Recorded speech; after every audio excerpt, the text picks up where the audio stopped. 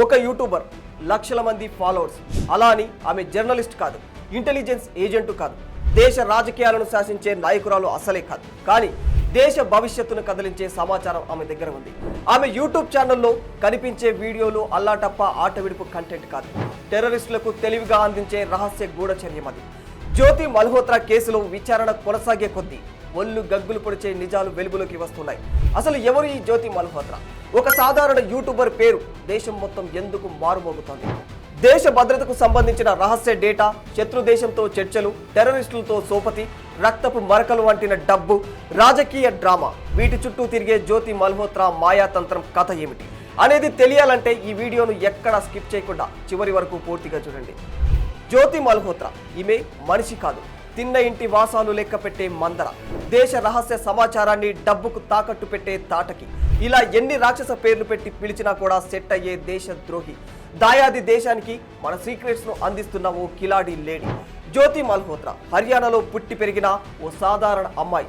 Journalism చదివి ఓ TV ఛానల్లో పనిచేసింది కూడా. 2018లో ట్రావెల్ విత్ జో యూట్యూబ్ ఛానల్ను ప్రారంభించి హర్యానా, పంజాబ్, ఢిల్లీ ప్రాంతాల సంస్కృతి, ఆహారం, ప్రయాణాల అనుభవాలను అద్భుతంగా తన ఫాలోవర్స్కు అందించింది. ఆమె మాటలతో మనసు కట్టివేసే గుణం, సరళమైన వీడియోలు లక్షలాది ప్రేక్షకులను ఆకర్షించాయి. అయితే ఎప్పుడైతే 2023లో పాకిస్తాన్లో అడుగు పెట్టిందో అప్పటి నుంచి ఆమె బుద్ధి గతి తప్పిందని చెప్పుకోవాలి. అక్కడ ISI agent Ehsan ur Rahim alias డానిస్తో పరిచయం పెంచుకుంది. అది కాస్త శారీరక సంబంధం వరకు వెళ్ళింది. వాడి మాయ మాటల్లో పడి దేశ ద్రోహానికి ఒడిగట్టింది.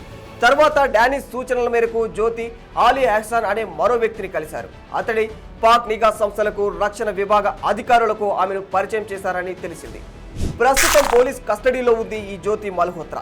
ఆమె యూట్యూబ్, ఇన్స్టాగ్రామ్ వీడియోలను పోలీసులు క్షుణ్ణంగా పరిశీలిస్తూ ఉన్నారు. ఓ వీడియోలో ఢిల్లీలోని పాక్ ఎంబసీలో డానిస్ ఇచ్చిన ఇఫ్తార్ విందులో జ్యోతి మల్హోత్రా పాల్గొన్నట్లుగా కూడా అందులో ఉంటుంది. ఈ ఈవెంట్లోనే పాకిస్తాన్ జాతీయ దినోత్సవం గురించి కూడా జ్యోతి మల్హోత్రా, డానిష్ మాట్లాడుకుంటున్న వివరాలు ఇందులో క్లియర్గా కనిపిస్తాయి. యూట్యూబర్ ముసుగులో దేశ రహస్యాలను జ్యోతి ఎలా చేరవేసింది, ఈ నెట్వర్క్లో ఇంకా ఎవరెవరు ఉన్నారు అన్న దానిపై పోలీసులు ఇంకా ఆరా తీస్తూనే ఉన్నారు. జ్యోతి తన యూట్యూబ్ వీడియోలను గూఢచర్యాలకు ఉపయోగించిన తీరు చూస్తే ఎవరైనా షాక్ కావాల్సిందే. అంత పకడ్బందీగా మన దేశ రహస్యాలను శత్రు దేశాలకు అందించింది. లోకల్ వ్యక్తులకు ఆర్థికంగా లోబరుచుకొని ఫోటోలు, వీడియోలు సేకరించింది. ఈ వివరాలను కోడ్ భాషలో ఐఎస్ఐకి చేరవేసింది. ఆమె వీడియోలలోని కొన్ని వివరాలు, స్థలాల పేర్లు, సైనిక స్థావరాలను తెలియజేసేవిగా ఉన్నాయని దర్యాప్తులో తెలుస్తోంది. 2025 ఏప్రిల్ 22న జమ్మూ కాశ్మీర్లోని పహల్గామ్లో పర్యాటకులపై జరిగిన ఉగ్ర దాడికి 3 రోజుల ముందు జ్యోతి ఆ ప్రాంతానికి సందర్శించి వచ్చారు. హర్యానా, పంజాబ్ సరిహద్దు వెంబడి సైనిక కదలికల వీడియోలు కూడా తీశారు. స్వదేశానికి సంబంధించిన సమాచారాన్ని పాక్ నిఘా వర్గాలకు పంపించింది. ఆపరేషన్ సింధూర్ ఉద్రిక్తతల సమయంలో కూడా ఆమె ఢిల్లీలోని పాకిస్తాన్ హైకమిషన్ అధికారితో టచ్లో ఉన్నట్లు కూడా తెలుస్తోంది. అయితే జ్యోతి కదలికలపై భారత నిఘా ఏజెన్సీలకు డౌట్ వచ్చింది. భారత ఇంటెలిజెన్స్ ఏజెన్సీలు ఆమె ఫోన్ సంభాషణలు, ఎన్క్రిప్ట్ సందేశాలను పసిగట్టాయి. జ్యోతి వీడియోలలో సైనిక స్థావరాల దగ్గర రికార్డైన దృశ్యాలు ఉద్దేశపూర్వకంగానే ఉన్నాయని తెలుసుకుంది.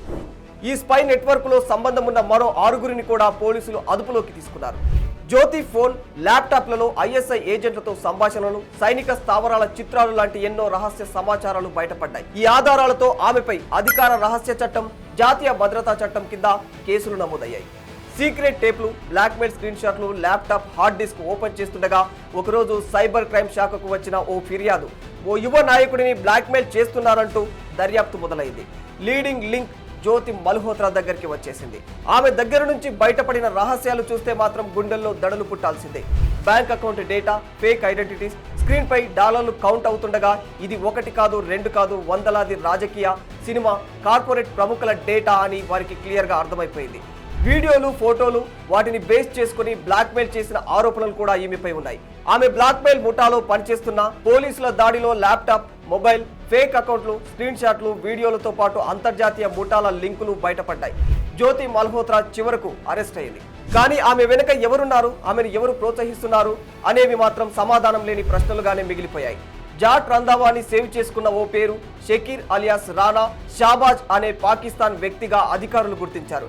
గడిచిన 2 ఏళ్లలో 3 సార్లు పాకిస్తాన్కు వెళ్లిన జ్యోతి యూట్యూబ్ వీడియోల కోసం China, Bangladesh, Thailand, Nepal, Bhutan, UAE దేశాల్లో కూడా పర్యటించింది. పాక్ ఇంటెలిజెన్స్ అధికారులతో సాన్నిహిత్యం పెంచుకుని ఇటీవల ఒక వారం పాటు ఇండోనేషియాలోని బాలి వెళ్లినట్లు కూడా అధికారులు గుర్తించారు. 2023 సెప్టెంబర్లో హైదరాబాద్ లో కూడా హల్చల్ చేసింది ఈ అమ్మడు.